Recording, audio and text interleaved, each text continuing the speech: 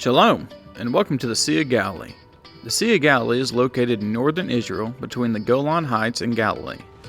It spans 8.1 miles wide and 13 miles long. The Sea of Galilee is not really a sea, but is a freshwater lake. It is the lowest freshwater lake in the world at 705 feet below sea level. The Sea of Galilee is also known as the Lake of Tiberias because of the largest city on its shore.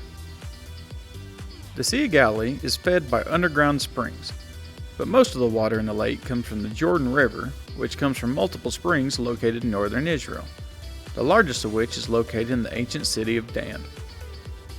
The Sea of Galilee is one of the most famous bodies of water in the world. The Bible has much to say about the sea. Jesus spent most of his ministry on the sea and its shores. The Gospel tells about Jesus recruiting his disciples, the Sermon on the Mount, the miracles of walking on the water, calming the storm, catching the fish, casting out demons, and feeding the multitudes, all happening here and around the Sea of Galilee.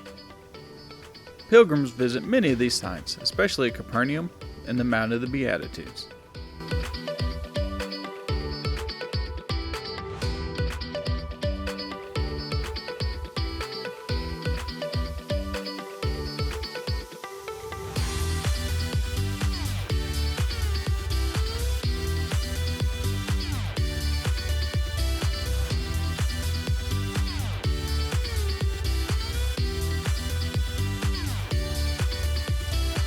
One of the most interesting discoveries to come from the sea is the ancient Galilee boat, also known as the Jesus boat. It is an ancient fishing boat from the 1st century AD, discovered in 1986 on the northwest shore of the Sea of Galilee. The remains of the 27-foot boat first appeared during a drought when the waters of the sea receded. The area around the sea is among the most fertile land in Israel today. Bananas, dates, mangoes, grapes, and olive plantations are all grown in abundance in this area. Along with the agriculture, just as in the time of Jesus, fishing is still a huge economic supplier from the sea.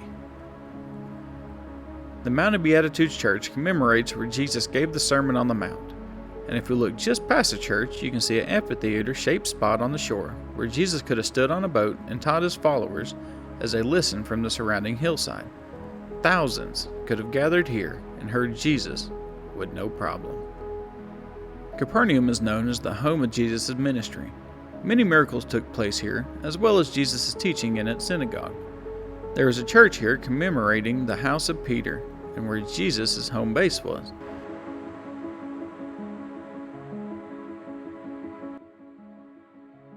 The most impressive thing uncovered here is the 4th century white limestone synagogue. And underneath this limestone synagogue is a 1st century basalt synagogue where Jesus would have taught. This is Mount Arbel. This is the place that tradition says the Great Commission took place, in Matthew 28. This place should be important to every Christian outside of Israel. This is the place that changed everything for the disciples and changed their mission to spreading the gospel to the entire world. While receiving the Great Commission from Jesus, the disciples could have seen where they lived, could have seen the sites that they grew up and that they visited. Not only would they see the Jewish side that they were on, but they would see the Gentile side on the other side of the sea, the place that they were to go and spread the gospel.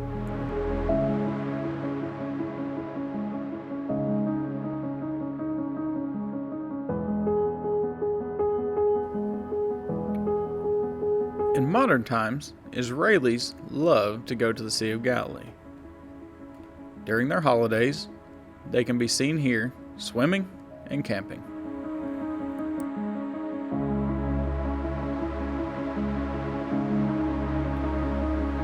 Once the water leaves the Sea of Galilee, it goes back into the Jordan River. Just a few miles down the river is the baptism site that many pilgrims today visit. While it isn't the site that Jesus would have been baptized, it is a great remembrance of what happened.